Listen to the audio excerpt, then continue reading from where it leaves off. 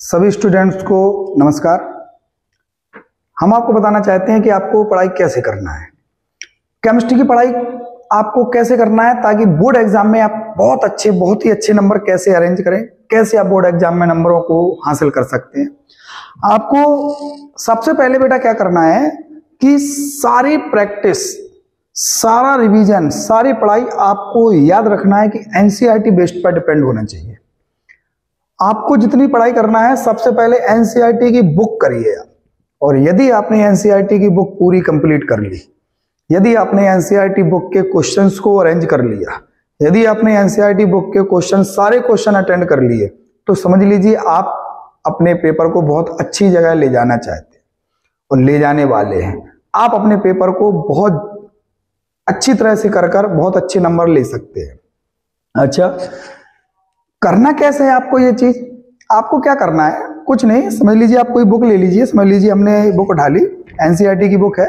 Book को लेके आपको क्या करना है, आपने समझ लो पहला लेसन कोई ओपन किया, तो पहले लेसन को आपने पढ़ना स्टार्ट किया तो एक एक लाइन को आपको अंडरलाइन ऐसे करते जाना है कि हमने ये अच्छी तरह से समझ लिया। एक एक लाइन को अच्छी तरह से पढ़ना है आपको, क्योंकि जो क्वेश्चन पुटअप होते हैं बोर्ड एग्जाम में बेटा, वो एनसीईआरटी की बुक की लाइनों से बीच में से क्वेश्चन उठ के आते हैं। जो आपके वेरी शॉर्ट क्वेश्चंस जो आते हैं वो एनसीईआरटी के बीच में से उठकर आते हैं। या फिर आप ऐसा भी कर सकते हैं कि आप लेसन को पढ़ रहे हैं तो कॉपी और पेन लेकर बैठे हैं, तो जो लाइन आपने पढ़ी है यदि वो कुछ लाइन कहना चाहती है तो उसको नोट करके पॉइंट के फॉर्म में एक पेज पर लिख लें। पूरे एक लेसन के पेज, सारे पेज अलग लिख लें और अगले लेसन के पेज फिर पूरे धीरे धीरे से अलग लिख लें। सारे पॉइंट बाय पॉइंट लिखना है, मतलब पूरे डिटेल में नहीं लिखना है उसमें, क्योंकि आप डिटेल में लिखेंगे तो आपको टाइम लगेगा और डिटेल में आप करेंगे तो वो आपको पढ़ने में भी आपको बहुत प्रॉब्लम होगा कि अरे वाह, इसको हमें पूरा पढ़ना है, फिर इसको पूरा पढ़ना है। तो पॉइंट बाय पॉइंट ऐसे लिखें ताकि आपको ये पता रहे कि हमें इसका जो लाइन का मीन्स है वो क्या है, ये लाइन क्या कहना चाहती है। ठीक है। दूसरी चीज आपको ये भी लिखना है कि कभी कभी क्या होता है कि हम उस लाइन का मीन्स नहीं समझ पाते हैं, तो आपको उस लाइन के सामने उस बुक का पेज का नंबर भी नोट करना है। यदि आपको समझ में नहीं आ रही है तो हम ये वाली लाइन हमें बुक में कौन से पेज पर मिलेगी, ताकि आपको ढूंढने में आसानी हो। ठीक है बेटे। दूसरी चीज आपको करना क्या है कि आपको ये क्वेश्चन जो आपने क्वेश्चन हुआ या नोट हुए, जो नोट आपने डेली जो लिखे हैं उनको डेली पढ़ना है।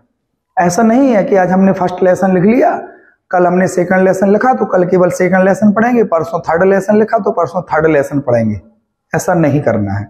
आपको क्या करना है कि आपको जो लिखा है आपने डेली पढ़ें, आप उसको डेली उस पेज को उठाएं। 10 नोट 10 पॉइंट लिखे, 10 पॉइंट डेली पढ़ें, अगले 10 पॉइंट भी पढ़ें और जो पिछले 10 पॉइंट है वो भी पढ़ें। आपके चाहे 100 पॉइंट हो जाए, पूरे 100 पॉइंट को एक बार देखें, क्योंकि आप पर डे किसी चीज को देखोगे तो वह आपके माइंड में सेटल हो जाएगी, वो आपके माइंड में बैठ जाएगी और आपको जो आगे के स्टार्टिंग के जो क्वेश्चंस हैं वो तो समझ लो आपके माइंड में सेटल हैं ही, वो तो आपके माइंड में बसे हैं ही। वो कहां जा रहा है? वो कहीं नहीं जा रहा है, लेकिन उनको देखना पड़े, क्योंकि एक समय ऐसे आएगा कि जब आपको उनको देखने की जरूरत नहीं पड़ेगी। आप बिना देखे आधे से ज्यादा पेज, यदि आपने 20 पेज पढ़ लिए बना लिए हैं तो बिना देखे आप 10 पेज लिख दोगे अपने हाथों से। अच्छा, इसके बाद केमिस्ट्री के एग्जाम की यदि हम बात करें तो उसमें कुछ न्यूमेरिकल्स भी होते हैं। न्यूमेरिकल्स की प्रैक्टिस आपको अच्छी चाहिए और उनके जो फॉर्मूलास हैं वो आपको अच्छी तरह से याद होना चाहिए। ठीक है, क्योंकि ये प्रैक्टिस यदि आप करोगे, जितनी ज्यादा न्यूमेरिकल्स की प्रैक्टिस करोगे, जितने ज्यादा एग्जाम्पल्स लगाओगे, जितने ज्यादा आप क्वेश्चन अरेंज करोगे, इधर इस बुक से बहुत सारे क्वेश्चन अरेंज करेंगे आप और सारे लगाएंगे तो आपको बहुत अच्छी प्रैक्टिस होगी। अब सबसे इंपॉर्टेंट टॉपिक आता है केमिस्ट्री का, सबसे इंपॉर्टेंट पार्ट आता है ऑर्गेनिक केमिस्ट्री। यदि हम ऑर्गेनिक केमिस्ट्री की बात करें बेटे, तो ऑर्गेनिक केमिस्ट्री में एक पार्ट है, एक पार्ट मतलब उसका भाग, ये ऑर्गेनिक केमिस्ट्री का भाग नहीं है, ये सारी चीजें मिलकर ऑर्गेनिक केमिस्ट्री बनाती हैं, जिसको बोलते हैं हम नेम रिएक्शंस।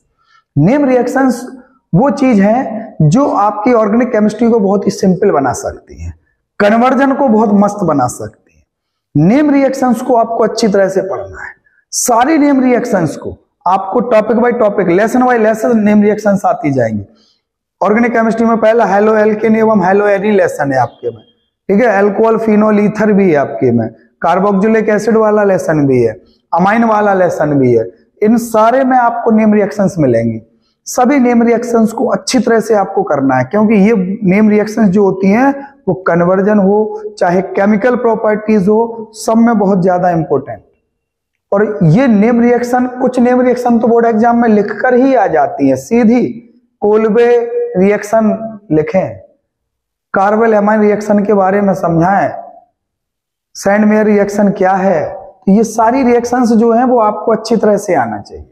उसके बाद यदि ऑर्गेनिक केमिस्ट्री में बहुत सारे कंपाउंड हैं और बहुत सारे हट गए हैं, अब तो ऑर्गेनिक केमिस्ट्री में जो कंपाउंड आपका है उनकी 3 चीजें आपको पढ़ना है बहुत अच्छी तरह से। एक तो प्रिपरेशन मेथड, मतलब बनाने की विधि।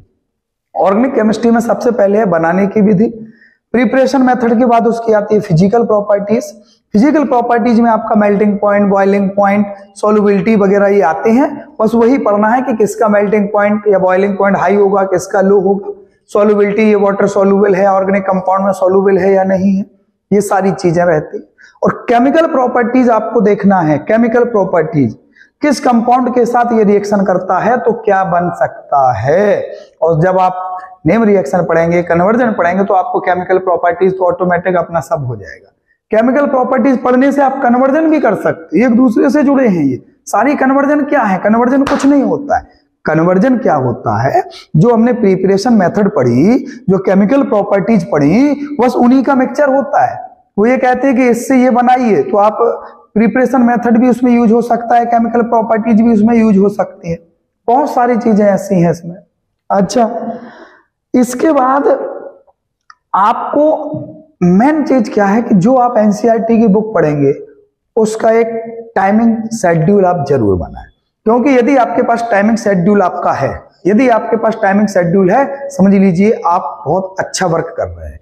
क्योंकि कोई भी व्यक्ति, आपने देखा होगा ऑफिस खुलते हैं तो एक टाइमिंग रहता है कि सुबह 10 बजे ऑफिस खुलेगा, शाम को 5 बजे बंद हो जाएगा, 2 से 3 के बीच में लंच होगा। ये टाइमिंग शेड्यूल क्यों है?